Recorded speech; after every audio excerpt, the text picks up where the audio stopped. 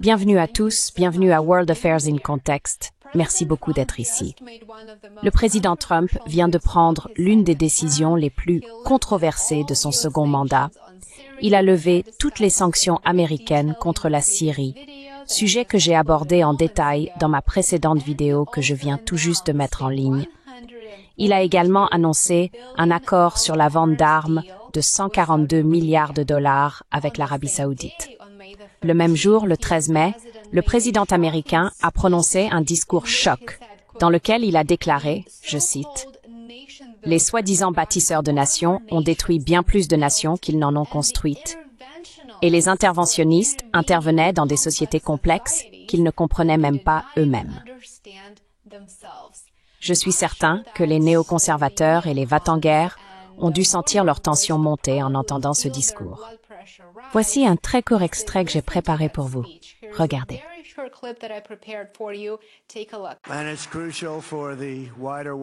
Et il est crucial que le reste du monde comprenne que cette grande transformation n'est pas le fruit d'interventions occidentales, ni de personnes arrivant dans de beaux avions pour vous donner des leçons sur la façon de vivre et de gouverner vos propres affaires. Non, les merveilles étincelantes de Riyad et d'Abu Dhabi n'ont pas été créées par les soi-disant bâtisseurs de nations. Les néoconservateurs ou les ONG libérales, comme ceux qui ont dépensé des milliers de milliards de dollars sans réussir à développer Kaboul, Bagdad et tant d'autres villes. Au contraire, la naissance d'un Moyen-Orient moderne a été rendue possible par les peuples de la région eux-mêmes, ceux qui sont ici, ceux qui y ont toujours vécu, en développant leur propre pays souverain, par une vision unique et en traçant leur propre destin à leur manière.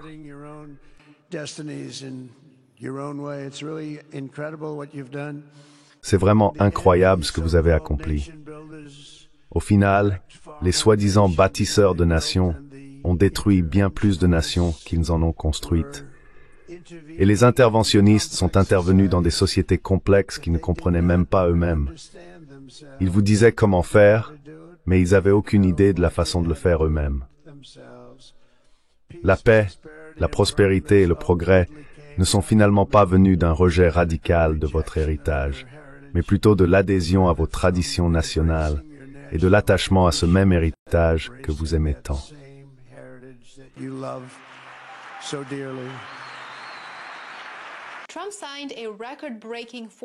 Trump a signé une vente d'armes à l'étranger à un niveau record avec l'Arabie saoudite, un contrat d'une valeur de près de 142 milliards de dollars, que l'administration Trump a qualifié de plus grand accord de vente de défense de l'histoire. Le complexe militaro-industriel célèbre clairement une victoire aujourd'hui alors que la tournée au Moyen-Orient se poursuit, avec des activités encore plus controversées prévues, puisque le président américain doit rencontrer l'ancien chef de l'EI, Ahmed al-Shara, l'actuel dirigeant de la Syrie qui a été installé après la fuite de Bachar al-Assad. Des tapis violets au méga contrat d'AIA, la tournée de golf de Trump fait sensation dans le monde entier. Voici un aperçu de la rencontre entre le prince saoudien MBS et le président Trump le 13 mai. Regardez.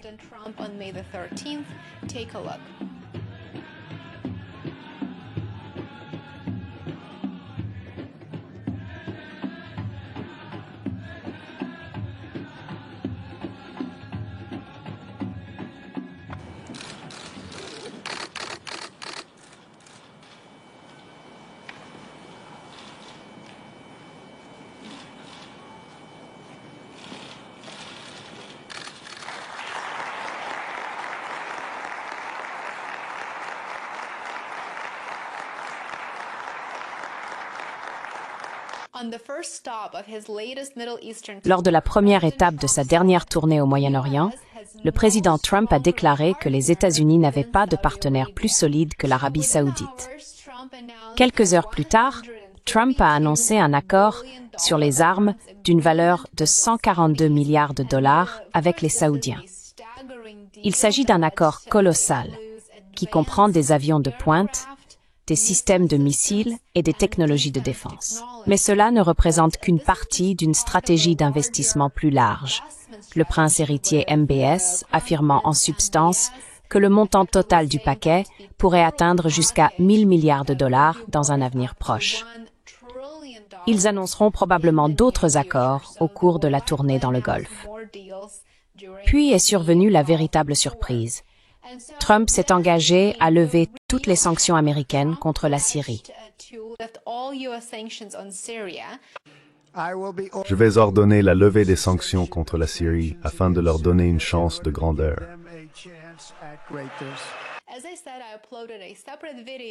Comme je l'ai dit, j'ai mis en ligne une vidéo distincte sur la levée des sanctions qui, encore une fois, me semble nécessaire d'un point de vue humanitaire. L'annonce a provoqué une onde de choc à Washington et au sein de la communauté internationale. Les sanctions, en place depuis plus de 10 ans, visaient à l'origine à isoler et renverser Assad au prix de milliers de vies syriennes.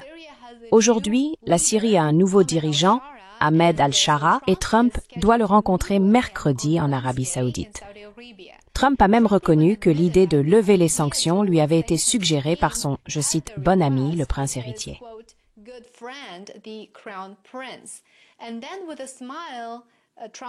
Et puis avec un sourire, Trump a déclaré, je cite, « Oh, ce que je fais pour le prince héritier ». Il a donc laissé entendre que la levée des sanctions faisait bel et bien partie d'un accord plus large avec MBS. Cela marque un changement radical dans la politique américaine dans la région, un changement qui pourrait redéfinir les dynamiques de pouvoir au Moyen-Orient. Récemment, j'ai mis en ligne une vidéo où je partageais des détails sur la vente de pétrole par le Qatar via un pipeline qui traverserait le territoire syrien. Sous Assad, cela aurait été totalement inimaginable. Assad s'y opposait, mais le gazoduc Qatar-Turquie n'est qu'une des nombreuses nouvelles victoires pour le Qatar et l'Occident. Mais le voyage de Trump ne portait pas uniquement sur les armes et la géopolitique.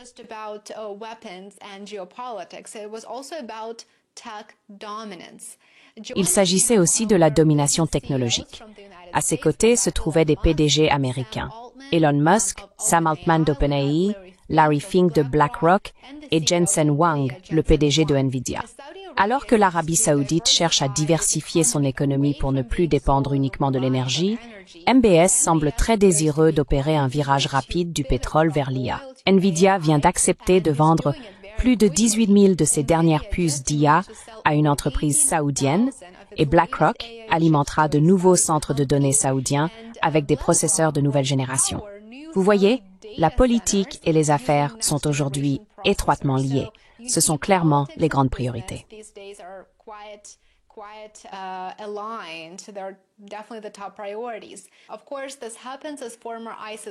Bien sûr, cela se produit alors que l'ancien chef de l'État islamique, al-Shara, poursuit la violence et les violations des droits de l'homme en Syrie, mais cela ne semble pas figurer à l'ordre du jour, ni faire partie des négociations diplomatiques lors du voyage dans le Golfe.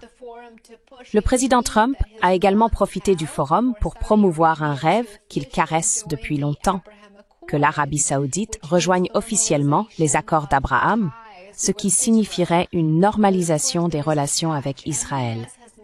Mais bien sûr, il y a un hic.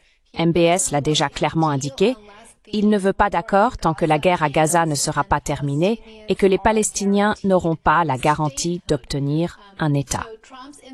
L'influence de Trump est donc assez significative, mais pour l'instant, il ne peut pas, ou il choisit de ne pas, contourner cette condition. Le voyage dans le Golfe semble être bien plus qu'une simple visite diplomatique.